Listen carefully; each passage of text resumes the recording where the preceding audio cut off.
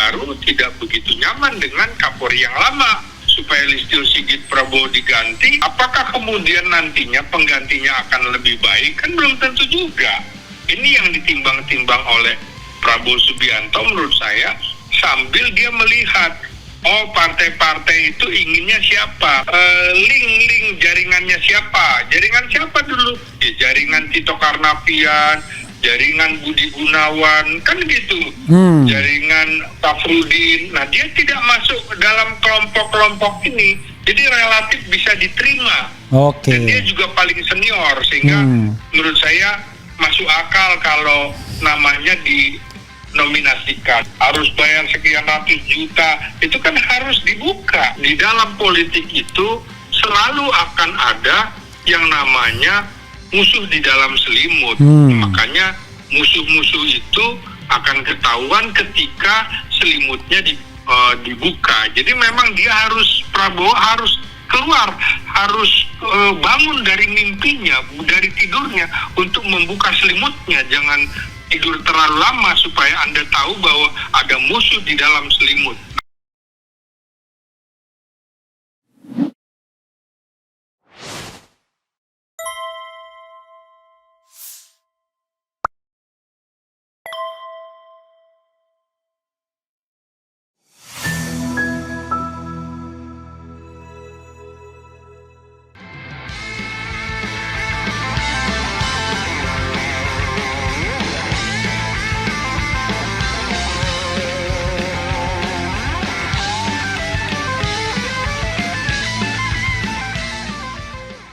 Kenapa tiba-tiba muncul pemberitaan muncul dua nama itu, Dedi Prasetyo dan Suyudi yang tahun 94 tadi?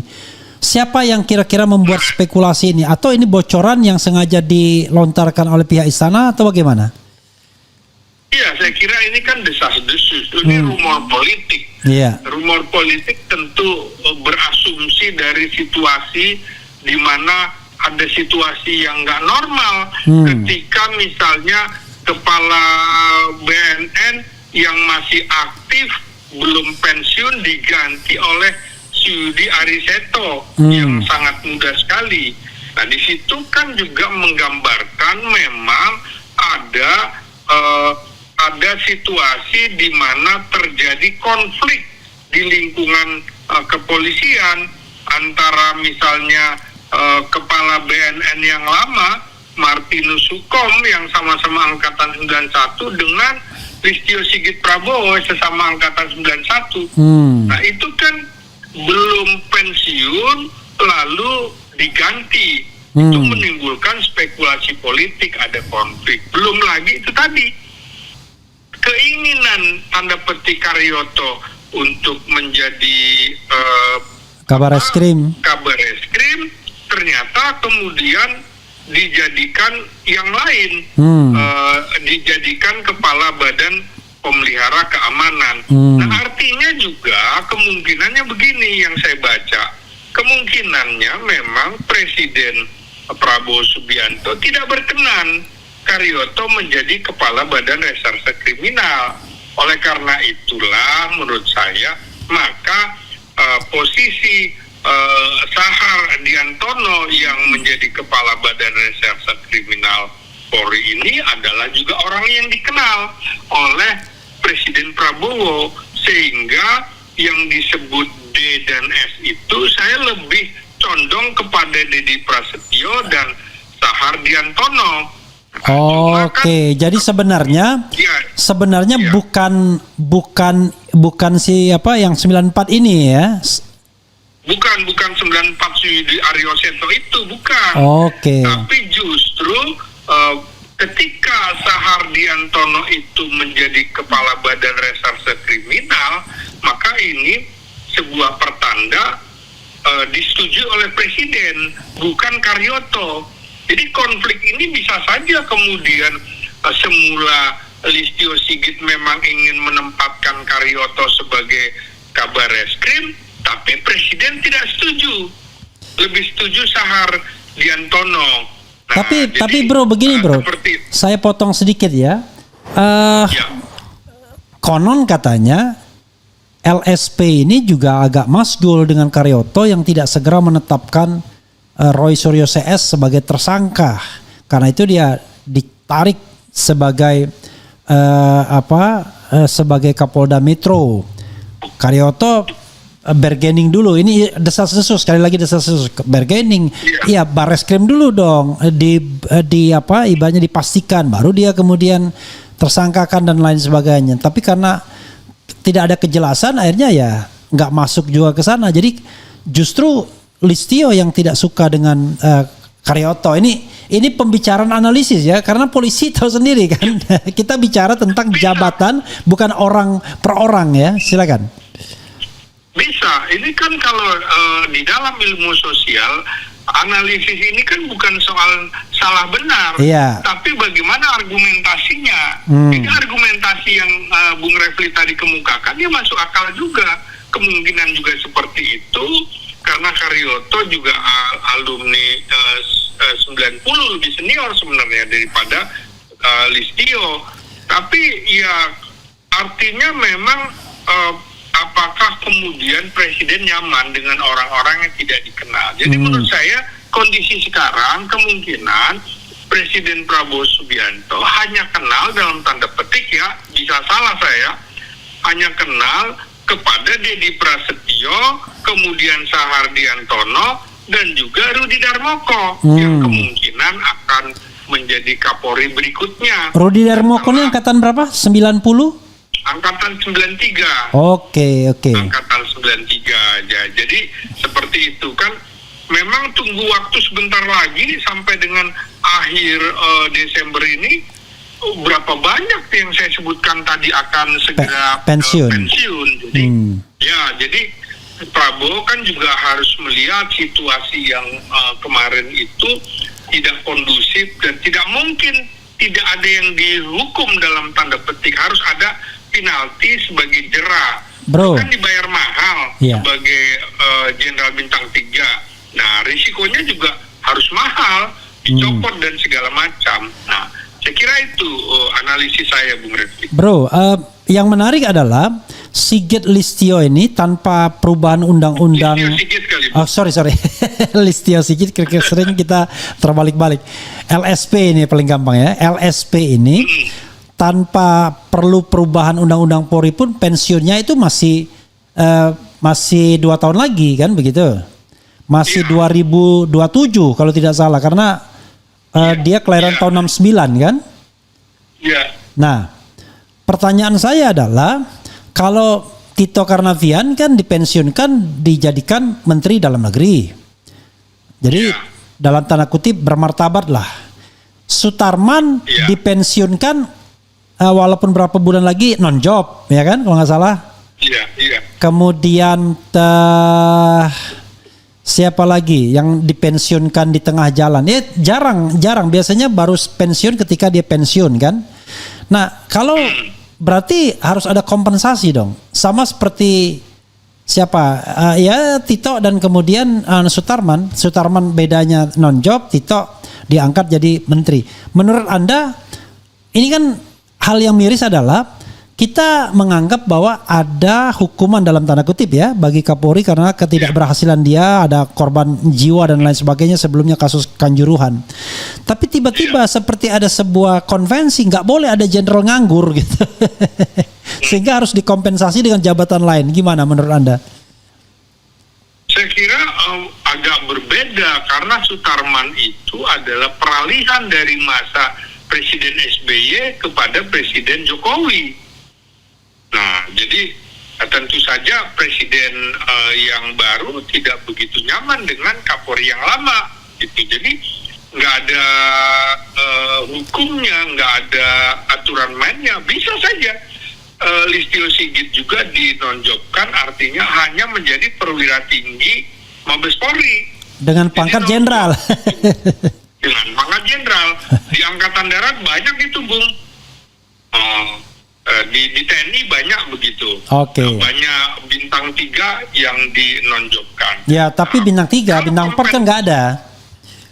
Ya, bisa aja nggak ada masalah. Kan Gatot Nurmantio 3-4 bulan jadi nonjob juga. Iya. Kan begitu. Nah, jadi Ya kalau ini kan 2 tahun.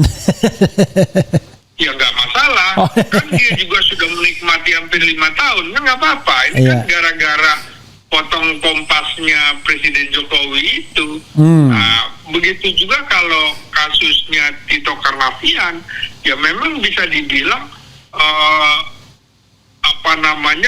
kondisinya dia diberikan posisi menteri karena sebagai ucapan terima kasih dan lain-lain, masih di dalam rejim Jokowi, rejim yang sama. Nah, ini kan sebenarnya sudah beda rejim, bukan rejim Jokowi, tapi sudah diberi kesempatan hampir 1 tahun, kan begitu, oleh Prabowo Subianto.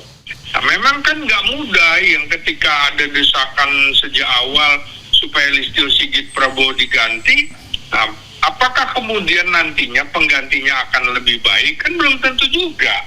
Ini yang ditimbang-timbang oleh Prabowo Subianto menurut saya, sambil dia melihat, oh partai-partai itu inginnya siapa. Kan sudah terbaca, Bung. Ada partai yang menginginkan misalnya tadi, makanya digulirkan, dihembuskan, ada partai yang menginginkan si Di Aryo Seto misalnya. Iya. Nah, itu kan berat. Ada yang bermain partai politik, ada yang bermain oligarki, ya kan bermain berkepentingan dia. Ya, sebelumnya juga misalnya PDIP begitu sangat ingin Komjen Rudi Haryanto Adinugroho yang bukan lulusan Akpol, Sepapori 93 dijadikan Kapolri, calon Kapolri. Tapi kan sekarang karena situasi politik sudah berubah dan juga dia akan segera pensiun April tahun depan, jadi waktunya tidak memungkinkan. Nah, kalau ini masa jadi Kapolri kurang dari 9 bulanan kan juga nggak mungkin. Nah, kalau ini kan masih mungkin, jadi rentangnya, makanya supaya tidak terlalu mepet, maka kemungkinan setelah 5 Oktober itulah menurut prediksi saya Deddy Prasetyo yang akan menjadi Kapolri perantara, begitu, Kapolri sementara. Tapi begini, terlepas dia calon Kapolri sementara ya, perantara gitu ya. Anda mengenal baik nggak Deddy Prasetyo ini rekam jejaknya di kepolisian? Maksudnya gini, ada nggak kasus-kasus yang kontroversial yang kemudian membuat dia sebenarnya masuk dalam catatan hitam misalnya? Nah, posisinya dia kan kalau kita lihat itu 2 kali menduduki posisi bintang 3. Jadi wajar dia masuk di dalam monitor orang-orang yang akan menjadi pucuk elit. Sebelum jadi Wakapolri kan menjadi Irwasum ya. Yeah. Menggantikan, seperti saya bilang waktu itu, kalau saja waktu itu terjadi pergantian, maka prediksi saya kan Ahmad Doviri, ternyata Listio masih dipakai sehingga Ahmad Doviri keburu pensiun 89. Iya. Ya, Akpol 89. Nah, kemudian Ahmad Doviri ini digantikan oleh Deddy Prasetyo. Deddy Prasetyo. Nah, jadi kemungkinan waktu itu saya bilang bahwa Doviri akan menjadi Kapolri perantara, yang kali ini Kapolri perantaranya adalah Deddy Prasetyo. Nah, Deddy ini kan lebih konsentrasi di bidang sumber daya manusia kan. Iya. Sebelum jadi Irwasum juga asisten Kapolri bidang sumber daya manusia, yang seperti Bung Refli kemukakan juga ada interaksi dengan wartawan, dengan peneliti atau akademisi ketika menjadi Kadif Humas Polri. Kan kira-kira gitu. Tapi posisi sebagai Kapoldanya tidak mentereng, kan Kapolda Kalimantan Tengah. Iya. Nah, tapi kalau lihat juga sama, Listio malah lebih nggak mentereng lagi. Kapolda Banten waktu itu masih tipe B lagi, gitu kan.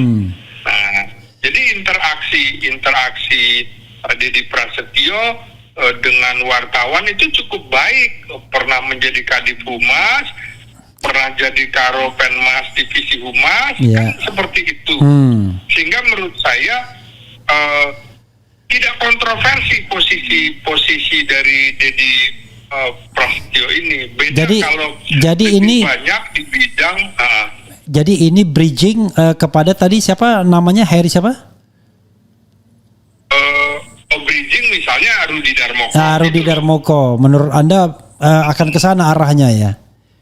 Iya, saya perkirakan gitu. Karena kalau melihat figur Prabowo adalah dia harus kenal dulu sama orangnya. Kalau Bung Refli hebat tapi nggak dikenal, ya nggak diangkat juga. Kira-kira gitu, Bung Refli. Iya, udah pasti. Karena untuk jabatan Kapolri dan jabatan Panglima TNI ini ya jabatan paling strategis. Karena itu nggak mungkin kan cari orang yang nggak dia kenal kan. Minimal dia nyaman, makanya. Ya kan? Persis, nyaman. Loyalitasnya juga bisa dipegang. Ini kan bisa dibilang Dedi Prasetyo ini terlepas dari link-link jaringannya siapa. Jaringan siapa dulu? Ya, jaringan Tito Karnavian, jaringan Budi Gunawan, kan gitu. Jaringan Safrudin. Nah, dia tidak masuk dalam kelompok-kelompok ini. Jadi relatif bisa diterima. Dan dia juga paling senior, sehingga menurut saya masuk akal kalau namanya dinominasikan. Jadi kalau saya lihat sih, rumor yang dilemparkan ke media massa berarti memang rumor yang menginginkan si Yudi Aryo Seto menjadi Kapolri. Nah, sementara ini sebagai karena Dedi bulan Agustus tahun depan akan pensiun ya. Jadi memang ini ada permainan politik dari elit-elit partai politik juga, baik di partai maupun di DPR serta oligarki lama. Jadi kita harus baca begitu. Bro, kalau kita lihat ya yang namanya Kapolri ini kan tidak ada presidennya diajukan 2 orang gitu. Jadi bisa dikatakan surprise ini nggak benar pasti ya? Nggak benar. Tapi rumor pergantian Kapolri dalam jangka waktu dekat paling tidak setelah 5 Oktober menurut Anda itu benar? Iya, prediksi saya begitu, Bung. Karena tidak mungkin di dalam situasi di mana Kapolri Listio Sigit Prabowo gagal mengendalikan keamanan ketertiban masyarakat, mau diperpanjang sampai kapan? Jadi kalau melihat dinamika politik yang sedang berkembang saat ini, bisa saja juga dipercepat sebelum 5 Oktober. 5 Oktober karena itu tadi, situasi kan masih siaga 1. Nah, kalau kemudian ada pergantian, biasa kan, pergantian Kapolri itu penuh dengan riak-riak, Bung. Beda dengan pergantian Panglima TNI, agak kurang riak-riaknya, karena yang berkepentingan terutama pengusaha oligarki lama itu sangat kuat sekali. Iya, karena dia pegang hukum lah, kira-kira begitu. Persis, Bung. Iya. Nah, jadi kalau kita bicara tentang ke depan gitu ya, menurut Anda kira-kira Prabowo akan menjalankan nggak? Kan ada 2, kemarin Gerakan Nurani Bangsa itu datang ya, ada ayahnya Najwa Shihab juga, Quraish Shihab gitu ya, mengatakan 2 hal sudah sepakat, yaitu ganti Kapolri dan reformasi Polri. Nah, ganti Kapolri itu dengan yang senior untuk mengawal reformasi Polri, karena kalau udah senior kan dia vested interestnya mungkin sudah berkurang kan begitu. Tapi kalau lagi masih 6 tahun ketika Jenderal Sigit ya dia punya kepentingan yang jangka panjang. Nah, pertanyaan saya adalah kira-kira reformasi Polri ini bakal dijalankan nggak? Karena kalau reformasi ini dijalankan bisa jadi nanti Polri ini akan betul-betul berbeda itu. Barangkali separuh di bawah Kementerian Dalam Negeri, sebagian di pemerintahan daerah, sebagian gabung dengan Kejaksaan Agung dan Kementerian Hukum sebagai Department of Justice, kan begitu. Jadi fungsi penegakan hukumnya beda, fungsi perlindungan dan pengayoman masyarakat beda, fungsi Kamtipmasnya juga beda begitu. Jadi kita bedakan antara polisi yang cuman nangkap maling jemuran gitu dengan polisi yang cyber crime gitu kan, atau kejahatan lintas negara misalnya. Apa pendapat Anda? Apakah Prabowo akan maju ke situ ataukah cuma ganti Kapolri saja selesai? Yang itu bukan substansinya sesungguhnya. Silakan. Iya, jadi tidak cukup dengan mengganti orang, tapi mengganti sistem. Memang tuntutan reformasi ini menurut saya adalah sebuah kewajiban setelah selama 10 tahun polisi kita di era Jokowi itu cenderung digunakan sebagai alat negara untuk kepentingan politik praktis. Polisi dan tentara itu boleh berpolitik, tapi politik negara, bukan politik praktis. Nah, kan tuntutan reformasi ini sejak 1998. Yeah. Tujuannya apa? Sudah pasti memperbaiki kinerja, profesionalisme, akuntabilitas, agar lebih demokratis, transparan, melayani masyarakat dengan baik. Jadi, tuntutannya tentu saja meliputi pertama profesionalisme. Ya, Polri harus beroperasi berdasarkan hukum dan profesional tanpa intervensi politik yang seperti saya bilang tadi. Jadi alat politik praktis. Yang kedua tentu saja tuntutan reformasi ya akuntabilitas dan transparansi.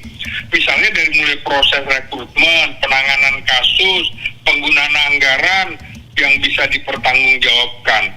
Ini kan banyak kasus-kasus yang mengemuka di media sosial pada saat rekrutmen, saat pendidikan di kepolisian, harus iuran, harus bayar ini, bayar itu untuk menjadi ikut sekolah calon perwira, harus bayar sekian ratus juta. Itu kan harus dibuka. Penggunaan anggaran terbuka dan bisa dipertanggungjawabkan. Jadi harus ada transparansi dalam proses rekrutmen itu. Juga pemenuhan hak asasi manusia.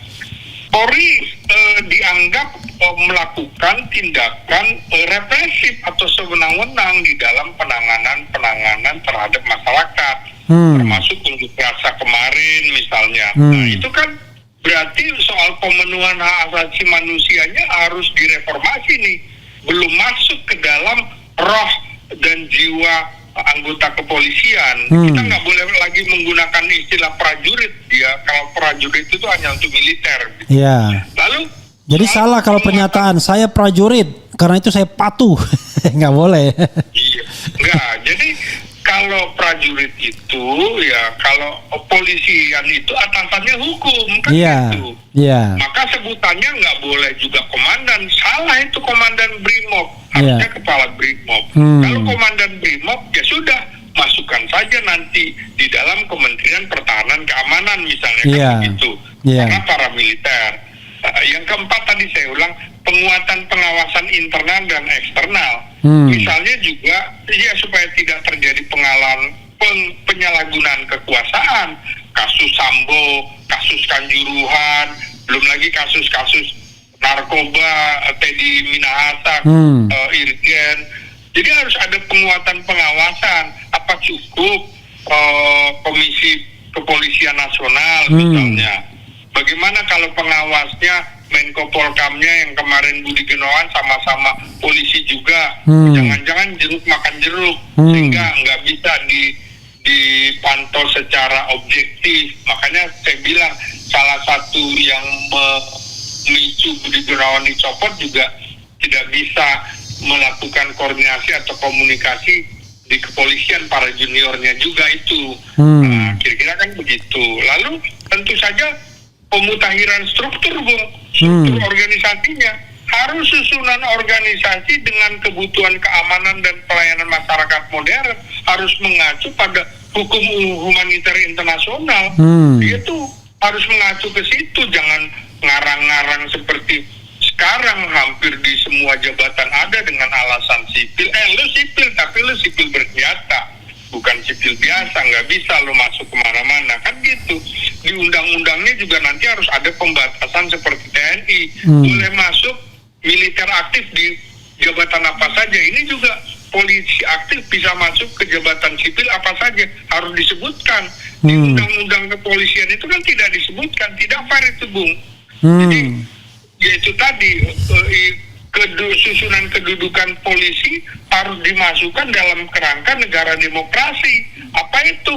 Ya independensinya harus lepas dari intervensi politik, gitu kan? Supaya apa? Netral dan profesional. Jangan lagi kemarin ada istilah parcok, dianggap dia menjadi partai coklat. Ini kan nggak bagus. Sedih saya kan begitu. Jadi independensinya dianggap tidak ada karena itu dia tidak boleh di bawah kendali pihak-pihak yang bisa mempengaruhi misalnya keputusan penegakan hukum. Nggak bisa seperti itu. Lalu kedudukannya sebagai lembaga penegak hukum kan artinya menjelaskan lo itu berdiri sendiri, non militer. Anda itu institusi penegak hukum, bukan institusi yang cenderung militeristik yang bertugas menjaga pertahanan keamanan negara. Lo itu tugasnya keamanan dan ketertiban masyarakat serta menegakkan hukum secara adil. Nah itu harusnya konsentrasi di situ. Belum lagi pengawasan, akuntabilitas, kan begitu.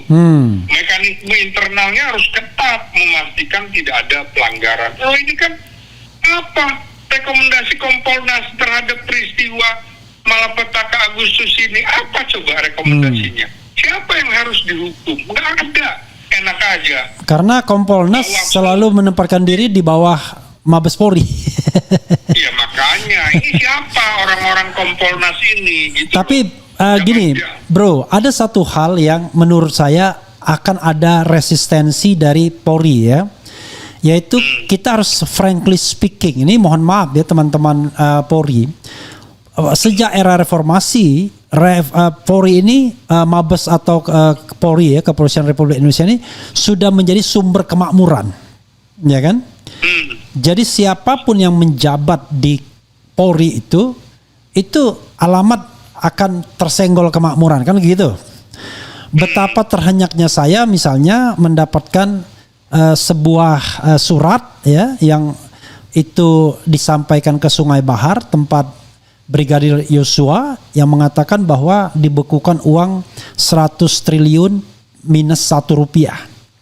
Tidak pernah ada klarifikasi apakah uang itu benar atau tidak, tetapi suratnya ada, ya kan? Beredar. Dan saya mendapatkan itu dari sumber yang terpercaya. Ya, waktu itu Irma Huta Barat dan yang memang sering membela kasus Joshua. Dia menyampaikan itu dan dia perlihatkan. Nah, tidak pernah ada klarifikasi benar atau tidak. Atau misalnya seorang pengawal seperti Joshua atau yang lainnya itu dititipi uang ratusan juta misalnya oleh ketua Satgas Merah Putih ini misalnya. Nah itu kan lalu misalnya ada juga lah isu-isu yang beredar ya, kepala-kepala daerah atau apapun harus menyetor dan lain sebagainya ya kan. Nah kita kan sudah jamak ini sebenarnya, orang udah tahu semua, cuma orang nggak berani ngomong aja kan begitu. Karena begitu ngomong disuruh membuktikan dan tidak akan pernah juga membuktikan, jeruk makan jeruk soalnya kan. Gimana caranya? Dan tidak akan pernah ada orang yang mengatakan iya saya setor uang dan lain sebagainya, kan nggak pernah. Suap menyuap itu tidak pernah terjadi, tidak pernah ada, atau setoran-setoran itu tidak pernah akan dibicarakan oleh para penyetor sekalipun. Nah, ini yang menurut saya akan membuat resistensi yang tinggi kalau seandainya mau diubah, karena ini barang kan mengalir kemana-mana nih. Ya kan, termasuk ke politisi, ya kan? Jadi saya kira lagu Bengawan Solo ya, mengalir jauh kemana-mana itu ya. Menurut saya, kenapa kemudian orang lebih suka menggunakan misalnya jenderal bintang-bintang ini untuk jabatan-jabatan di kementerian? Sederhana menurut saya, karena menterinya atau kepala badannya atau kepala lembaganya, ketua lembaganya, ya ingin mudah urusan juga gitu. Kalau dia punya anak buah yang jenderal bintang 3 kan urusan lebih gampang karena tinggal cuman dibawa Kapolri aja kan. Gitu. Gimana? Coba dieksplor lebih jauh. Itu menurut saya memang harus ada lembaga pengawas independen terhadap kepolisian, termasuk lembaga pengawas HAM. Karena banyak kemudian terjadi pelanggaran HAM.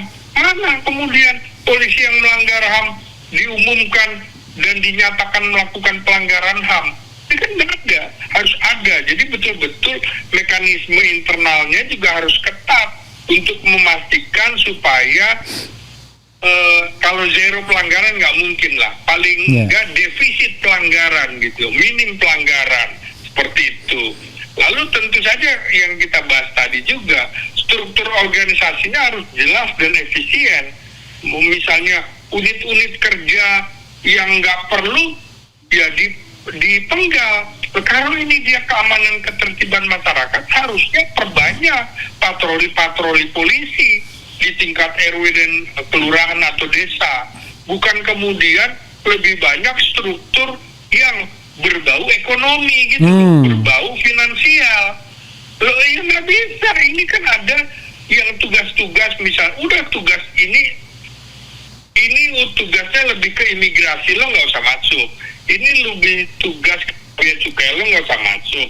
Ini tugas kejaksaan, lo nggak usah masuk. Loh dia ini kalau dilihat hampir strukturnya kok seperti negara dalam negara gitu loh, Bu. Masuk semua. Akibatnya penciuman dia tidak tajam.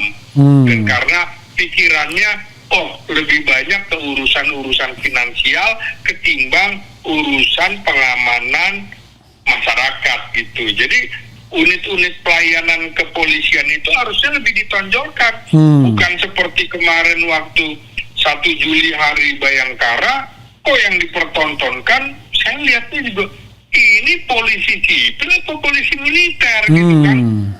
Lebih menonjolkan kekuatan bersenjatanya. Nah ini nggak bisa. Jadi menurut saya juga ke depan posisi dia kemana harus jelas. Misalnya Brimob ya masukkan saja di Kementerian Hankam. Ini kan bukan polisi konvensional, kan nggak? Ya, jadi di beberapa negara juga unit-unit mirip Brimob itu dia menyatu dengan militer karena dia kan paramiliter. Kalau paramiliter kemudian juga menangani demo, ya pikirannya ya perang, kekerasan. Pikirannya perang. Perang. Apalagi dia dipersenjatai dengan kendaraan-kendaraan perang. Iya, makanya itu harus dibedakan. Jadi menurut saya nanti ada yang masuk Kementerian Pertahanan Keamanan, ada yang masuk ke Kementerian Hukum, tapi jangan juga masuk Kementerian Dalam Negeri. Nanti kalau polisi masuk keamanan dalam negeri, dia merasa keamanan dalam negeri itu tugasnya dia, padahal keamanan ketertiban masyarakat. Keamanan dalam negeri itu lebih luas daripada keamanan masyarakat. Gitu loh.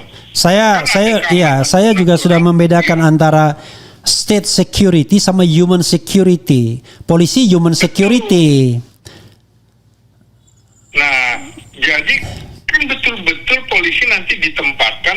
Ini kita bukan anti polisi, justru kita menginginkan polisi kita profesional, kan begitu. Iya, polisi yang melindungi dan mengayomi masyarakat sehingga masyarakat merasa aman. Ya. Jangan. Jadi pengaturan kewenangan dan tugasnya harus jelas juga. Tidak tumpang tindih dengan institusi lain, TNI, kejaksaan, seperti itu. Paling tidak ya, kalau misalnya polisi itu jadi community policing gitu ya. Orang bangun rumah itu tidak disaturi preman minta jatah.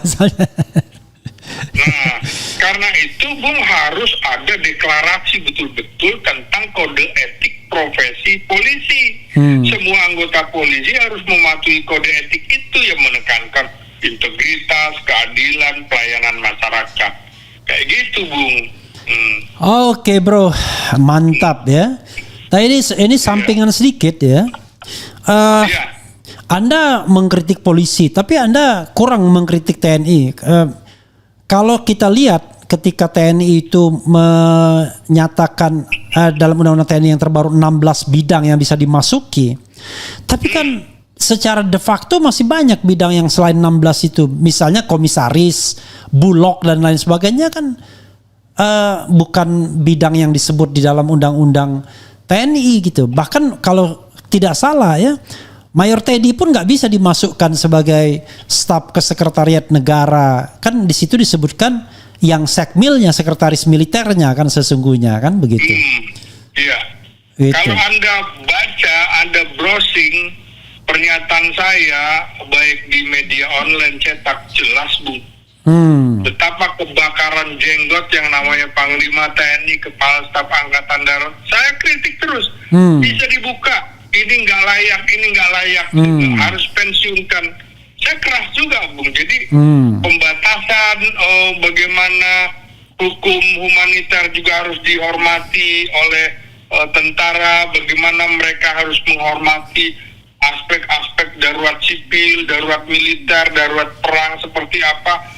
Saya sering diminta juga pendapat oleh mereka dan saya tanpa tedeng aling-aling juga. Coba dalam 1 bulan ini aja, betapa ada sekitar 5 tulisan saya yang khusus mengkritik TNI. Saya nggak ada beban, karena saya bukan siapa-siapa, saya akademisi.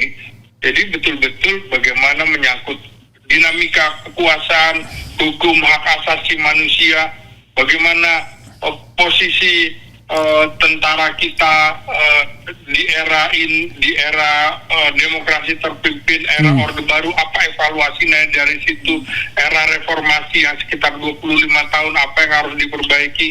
Makanya saya banyak juga ngajar di institusi-institusi militer karena kritik-kritik saya dianggap objektif begitu, Bung. Dekat tapi kemudian saya bisa menyampaikannya secara objektif. Kira-kira gitu, Bung. Oke, ada tambahan lagi. Ini agak aneh Prabowo Subianto ini. Mereshuffle kabinet tapi pejabat definitifnya belum ada. Ini kan aneh banget ya kan. Jadi Menpora belum ada orangnya. Kemudian yang menarik adalah Menko Polkam. Saya membayangkan orang seperti Syafri Samsudin itu yang paling layak menjadi Menko Polkam kalau dilihat senioritasnya kan. Tetapi saya kira dia juga tidak mau meninggalkan Kementerian Pertahanan yang merupakan legacy dari Prabowo Subianto dan Prabowo concern di sana. Dan itu Kementerian Teknis. Gimana dong? Siapa yang masa dia harus rangkap jabatan, kan aneh jadinya. Ya bagi saya nggak penting-penting banget Menko, Bung. Kalau Menko ditiadakan emang kenapa? Bisa aja dihapus semua Menko. Kalau koordinasinya terjalin baik antara kementerian-kementerian teknis dengan presiden, nggak perlu juga Menko. Nggak penting-penting banget menurut saya. Nah, persoalan tidak ada penggantinya menurut saya ini strategi kekuasaan bagaimana Prabowo sedang melakukan konsolidasi. Karena misalnya untuk membahas polisi ya, di mana Menko Polkam itu otomatis menjadi ketua dari Kompolnas segala macam. Seperti saya bilang tadi, itu kayak jeruk makan jeruk. Jadi nggak mau membuka nanti persoalan-persoalan yang ada elit di konflik elit-elit kepolisian misalnya. Jadi ini memang strategi Prabowo Subianto di mana juga dia ingin mengurangi pengaruh PDIP di dalam kabinet. Nggak bisa dibantah, Bung. Irisan antara Budi Gunawan dengan PDIP itu jelas ada. Ini kan juga harus dibaca ketika Prabowo memberikan amnesti kepada Sekjen PDIP Hasto Kristianto. Salah satunya menurut saya adalah bargainingnya kan begitu. Permintaan PDIP, ini kan permintaan PDIP.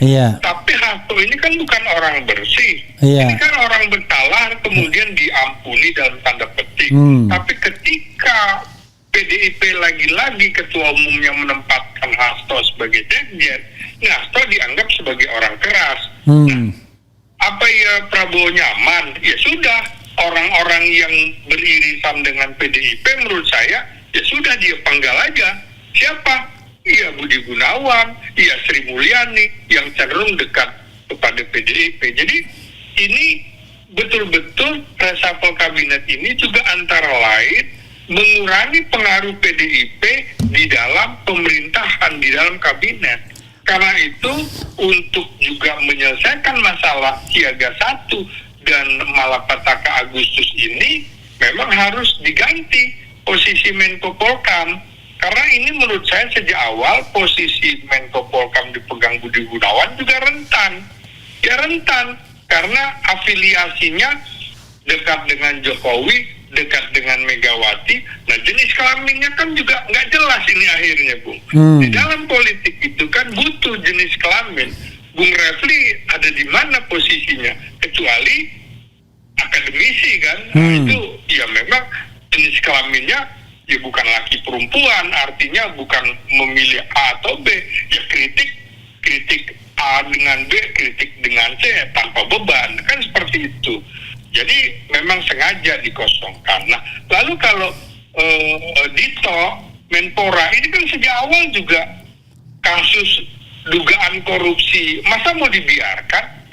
Prabowo bisa dibilang omon-omon. Jadi ini kan sebenarnya step by step orang yang terindikasi dengan dugaan kasus korupsi ya dipenggal. Sekaligus juga peringatan kepada Golkar. Ya nggak bisa yang gini-gini gue pertahankan. Kan kira-kira begitu. Nah, ini juga lebih dekat kepada siapa? Kepada anak-anak kelompok geng Solo kan, Dito itu dianggap. Yang nggak nyaman lah Prabowo, kan pelan-pelan juga dia harus mengesampingkan itu. Kan buktinya sekarang setelah beberapa yang diresafel, langsung ke Bengawan Solo kan begitu. Oke. Jadi itu kan harus bisa kita baca seperti itu dari analisis politik. Iya, Bro. Ini gara-gara Anda membuka begini, jadi perbincangan kita ini bakal agak panjang sedikit lagi ya. Begini, Bro. Anda sih dari gara-gara. Jadi menarik ya. Kalau kita bicara tentang kekuatan Prabowo sebagai presiden yang mandiri, ya, maka kan biasanya politik itu, kalau Anda ingin menjauh dari satu blok, maka Anda dekat blok yang lain, kan begitu? Iya. Tetapi ini tidak. Dia dalam tanda kutip nendang dua blok sekaligus, tapi tidak juga narik blok yang lain. Saya kasih gambaran 3 blok. Blok Solo, blok Anies, sama blok Megawati, PDIP. Blok Megawati PDIP ditendang dengan Budi Gunawan. Bahkan ada isu Jaksa Agung yang notabene adalah adik dari politisi senior PDIP akan diganti juga. Oke. Blok Solo itu ada Budi Ari, ya kan? Anda mengatakan whatever lah, Sri Mulyani atau Dito Aryo Tejo yang juga bau-bau 2 blok itu ditendang juga, ya kan? Tetapi Prabowo tidak mengundang blok Anies untuk menggantikan. Jadi dia betul-betul kalau kita konteksnya Pilpres kemarin, ya kan? Dia tendang, dia tetap dia tetap disuruh di luar pagar, 3 dia tendang, dan 2 yang merupakan bagian dari tim dia ditendang elemen-elemennya. Ini kan risky kalau dalam sisi politik. Kalau seandainya dia tidak kuat-kuat amat, gimana menurut Anda? Ya memang Prabowo membutuhkan Jokowi untuk mengimbangi kekuatan Megawati PDIP yang menjadi partai pemenang pemilu legislatif. Ya. Tapi Prabowo juga membutuhkan Megawati untuk mengimbangi orang-orang Jokowi yang cukup banyak di kabinet. Jadi simbiosis mutualisme ini betul-betul politik keseimbangan, balance of power-nya dia betul-betul pegang untuk kedua kubu yang punya orang di dalam kekuasaan. Sementara kubunya Anies CS itu kan memang tidak ada di kekuasaan. Artinya seperti Nasdem pun tidak diberikan kesempatan, kan seperti itu. Nah, walaupun kemudian ada bergeser loyal kepada Presiden Prabowo, tapi kan loyalnya juga bukan 24 karat, kan kira-kira begitu. Jadi ini sedang melihat situasinya sampai 2 atau 2,5 tahun. Setelah itu kan tidak ada lagi loyalitas partai. Jadi betul-betul yang namanya koalisi itu umurnya seperti sumur jagung aja, 2 tahun, 2,5 tahun. Setelah itu mereka akan konsentrasi menghadapi pemilu 2029. Ini kan masih mereka menyiapkan apa pilkada 2025 ini dalam waktu dekat itu. Jadi dia pasti mempertimbangkan itu. Dia tidak ingin partai-partai ini yang di dalam koalisinya menjadi besar. Perlahan-lahan dia akan gerus itu. Dan partai-partai politik juga tahu bahwa peristiwa malapetaka Agustus kemarin sudah otomatis menyasar partai-partai Nasdem. 2 orang itu ini akan dipaksa untuk mundur, dan juga PAN, 2 orang akan dipaksa untuk mundur. Begitu juga PDIP yang belum ada sikapnya terhadap orang-orang itu. Enggak, maksud saya tadi gini, yang Anda belum jawab adalah ketika kemudian Prabowo dalam tanda kutip menendang dua-duanya. Kan biasanya kalau nendang, biasanya gitu kan, ada tukar tambah, ambil satu, tendang satu. Ini enggak, yang satu enggak diangkat, yang 2 ditendang begitu. Geng Solo sama gengnya kebagusan gitu kan? Ya, nanti memang Prabowo berencana akan merampingkan kabinet yang menurut prediksi saya ya. Karena tentu akan ditanya, efisiensi itu apa sih? Gitu. Efisiensi kan bukan omon-omon, tapi implikasi atau implementasinya di lapangan seperti apa? Ya pengurangan. Apakah kemudian posisi Noel itu akan diisi? Kemungkinan enggak. Posisi wakil-wakil itu. Kemudian juga seperti saya bilang, dengan adanya peristiwa di mana Menko Polkam itu jadi ad interim dirangkap oleh Menhan, maka kemungkinan Menko-Menko yang lain juga akan begitu. Bisa jadi tinggal kita menunggu sebuah peristiwa, Menko-Menko itu ditiadakan. Tentu dalam kasus Syafri Samsudin, posisi Menhan itu jauh lebih strategis, karena sebenarnya menteri-menteri yang menjadi fokus perhatian adalah Menteri Dalam Negeri, Menteri Luar Negeri, Menteri Pertahanan, itu kan triumvirat. Karena itu menurut saya di dalam triumvirat itu yang belum menjadi lingkaran terdekat Prabowo Subianto adalah Mendagri Tito Karnavian. Kita tunggu saja dalam reshuffle periode ketiga ini akan ada reshuffle termasuk kepada Tito Karnavian. Dan harus kita baca juga, kepolisian itu di era Presiden Jokowi bisa dibilang anak emas Jokowi. Maka perlahan-lahan orang anak emas Jokowi dari unsur kepolisian ya sudah harus dikurangi. Masuk akal juga untuk keseimbangan politik kita. Begitu, Bung. Iya, Anda melihat nggak ada kecenderungan Prabowo untuk membalikkan bandul? Kalau dulu anak emasnya itu adalah kepolisian, polisi atau ex-polisi, sekarang anak emasnya TNI atau ex-TNI begitu? Iya, saya kira masuk akal juga. Ini kan soal kesejarahan juga, di mana PDIP kan merasa lebih dekat. Soekarno itu dulu merasa lebih dekat dengan polisi. Mereka tidak nyaman dengan TNI. Nah, kalau Prabowo sekarang juga seperti itu, ya Jokowi kan bagian dari PDIP kan. Nah, maka kemudian kepolisian menjadi dalam quote and quote anak emas. Wajar juga kalau kemudian Prabowo sekarang menganak emaskan tentara ke depan. Ya untuk konsolidasi kekuasaan, untuk keamanan dirinya, di mana di dalam politik itu selalu akan ada yang namanya musuh di dalam selimut. Makanya musuh-musuh itu akan ketahuan ketika selimutnya dibuka. Jadi memang Prabowo harus keluar, harus bangun dari mimpinya, dari tidurnya untuk membuka selimutnya. Jangan tidur terlalu lama supaya Anda tahu bahwa ada musuh di dalam selimut. Nah, begitu, Bung. Oke, sekarang bagaimana dengan Panglima TNI? Orang mengatakan Panglima TNI ini kan warisan dari Jokowi juga. Ada konflik anaknya Tri Sutrisno yang kemudian tidak lazim di TNI.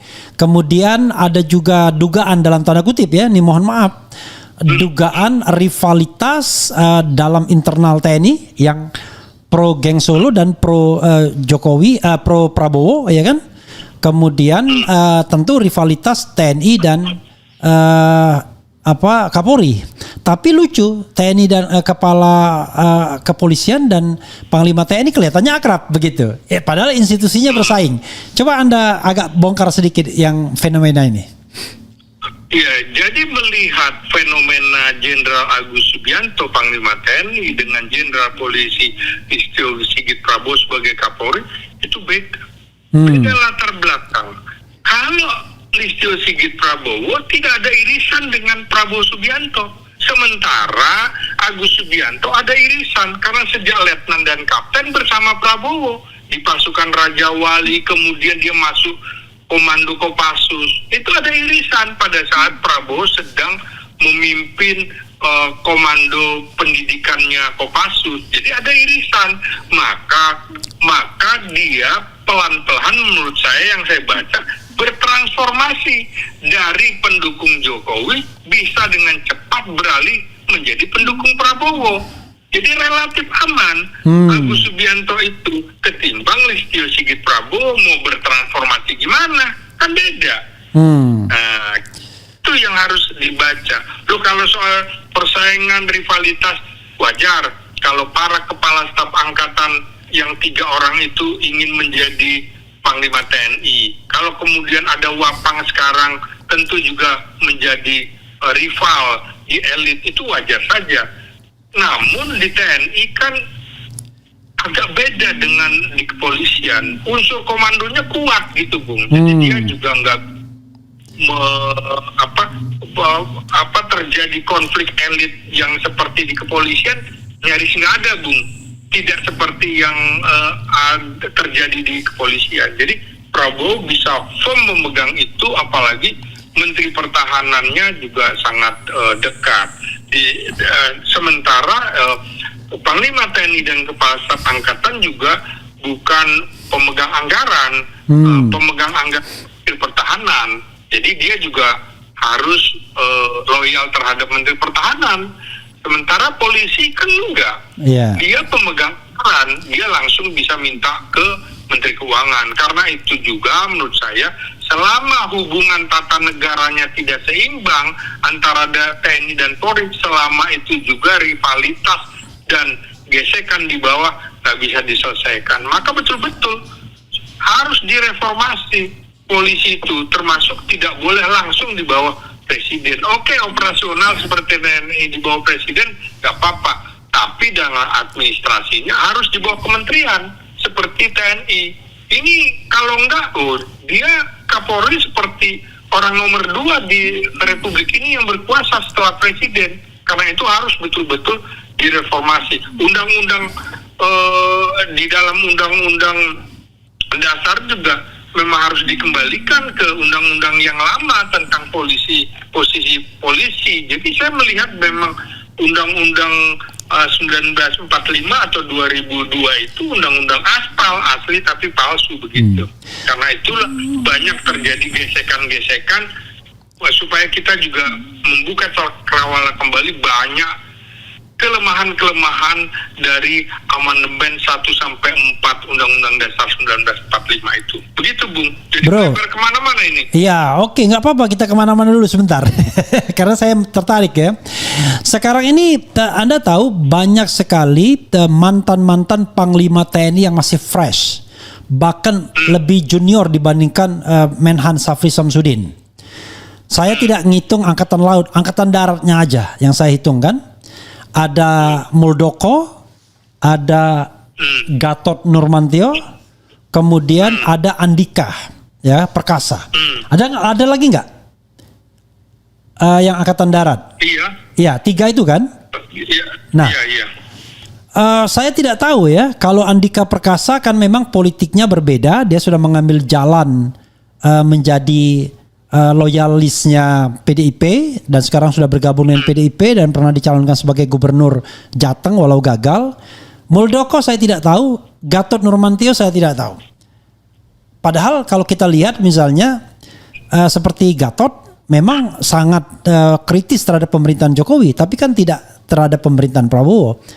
Muldoko kita tidak tahu bagaimana orientasi dan sikap politiknya, tapi mereka ini kan ibaratnya mantan Panglima TNI yang masih segar bugar untuk berbakti kepada bangsa dan negara. Silakan, Bro. Iya, ini kan soal pilihan-pilihan politik juga. Ketika kemudian dia mau bertarung di kancah nasional, ini kan mekanisme kepemimpinan nasional dari partai politik. Kalau Gatot Nurmantio dan Muldoko nggak masuk partai politik, ya sudah terima nasibnya, memang begitu. Makanya Andika lebih memilih masuk ke dalam partai politik kan gitu. Berarti dia masih ada keinginan menjadi presiden melalui partai politik. Nah kalau Gatot Nurmantio, Muldoko tidak masuk partai politik, ya risikonya seperti ini. Nggak, maksud saya gini, bukan soal 2029, tapi ditarik Prabowo sebagai salah seorang pembantunya. Misalnya kan sekarang jabatan Menko Polkam. Bisa saja. Yeah. Tapi kan kubu yang berbeda. Muldoko kan sudah kelihatan kubu yang berbeda. Sementara Gatot Nurmantio ketika pilpres kan tidak berada di kubunya Prabowo. Kan kira-kira lu nggak berkeringat masa gua ambil? Kan kira-kira gitu aja Bung, sederhananya. Kecuali lu dukung gua berkeringat, wah ini bisa diberikan tempat seperti itu. Tapi saya kira Prabowo akan ada pertimbangan tersendiri terhadap perwira-perwira tinggi bintang 4, entah mau diberikan kedudukan apa dan lain-lain. Bung Refli, ini ada waktunya juga, kebetulan saya janji dengan yang lain juga. Oke, silakan closing statement, bro. Ya saya kira ini kesempatan bagi semua pihak bahwa reformasi Polri itu memang tidak bisa kita tunda-tunda, bukan hanya bicara masalah stabilitas politik jangka pendek, menengah, atau panjang, tapi ini sebuah keharusan. Reformasi Polri itu yang dicita-citakan sejak tahun 1998 itu harus diimplementasikan dengan cara-cara bahwa polisi kita adalah polisi yang memang betul-betul profesional, polisi yang memang mengutamakan pelayanan publik, dan dia harus dijauhi dari unsur militeristik. Karena menurut saya profesionalisme Polri itu betul-betul harus berdasarkan hukum dan profesional tanpa intervensi politik, dan juga akuntabilitas dan transparansi kepolisian tidak bisa lagi ditutup-tutupi, serta soal pemenuhan hak asasi manusia, polisi harus menghormati dan melindungi HAM, dan tentu saja yang terakhir penguatan pengawasan internal dan eksternal kepada polisi juga harus dilakukan bukan oleh lingkungan kepolisian, tapi oleh kita-kita ini sebagai perwakilan masyarakat. Demikian yang bisa saya sampaikan, Bung Refli. Oke, bro, terima kasih ya. Sudah lebih dari 1 jam kita bicara, dan ini daging semua, mudah-mudahan bermanfaat bagi sobat sekalian. Assalamualaikum warahmatullahi wabarakatuh, bro. Waalaikumsalam warahmatullahi wabarakatuh. Ya, saudara sekalian, baru saja dengan Selamat Ginting ya kita bicara banyak hal reformasi Polri terutama, dan yakinlah ini pembicaraan karena kita ingin melihat Indonesia ini lebih baik. Jadi fungsi polisi itu bukan fungsi yang menakut-nakuti rakyat, tapi betul-betul pelindung dan pengayom masyarakat. Bukan sumber backing para koruptor atau backing pengusaha hitam, tapi betul-betul menegakkan keamanan dan ketertiban masyarakat, sehingga masyarakat Indonesia adalah masyarakat yang sejahtera, masyarakat yang aman, damai karena dilindungi oleh polisi, bukan masyarakat yang terancam karena kritis. Jadi tangkaplah maling-maling uang negara, penjamret, ya kan, pembunuh, pemerkosa dan lain sebagainya, tapi jangan proses orang-orang yang kritis kepada kekuasaan. Karena orang kritis pada kekuasaan itu pasti bukan orang jahat. Ya, orang yang kritis pada kekuasaan itu orang yang ingin melihat Indonesia lebih baik. Orang jahat itu adalah orang yang nyolong, orang yang korupsi, diberikan jabatan tidak amanah. Nah, itulah orang jahat. Itulah yang harus ditangkap. Bahkan polisi harus juga berani membuka dirinya, karena orang jahat pun ada juga di sekitar internal kepolisian, sebagaimana institusi lain juga banyak juga dihuni orang-orang yang korup. Begitu sobat era sekalian. Mudah-mudahan bermanfaat. Wassalamualaikum warahmatullahi wabarakatuh. Keren cadas. Ciao.